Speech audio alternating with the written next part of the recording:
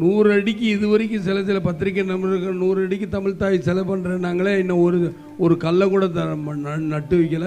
அதே மாதிரி நான் தெரியாமல் கேட்குறேன், இந்த கோவை மடத்தில் அவிநாசி அத்திக்கடவு திட்டங்கள் கொண்டு வரேன்னாங்களே 2006 என்ன ஆச்சு என்பது தான் எனக்கு. அதே மாதிரி தான் ஜெயலலிதா ஆட்சிக்கு வந்தோன்னா கோவையில் வந்தோன்னா மோனா ட்ரெயின் வர்றாங்க. 4.5 வருஷம் ஆச்சு. மோனவங்கன்னா மொல்ல மாதிரி ஒன்னே மாதிரி யாராவது இருக்காங்களா அப்படிங்கிற கேட்குற அளவுக்கு அன்றைக்கி இருக்கலாம். இதோட திருப்பூரில் ஒரு மேயர் இருக்காங்களாம்.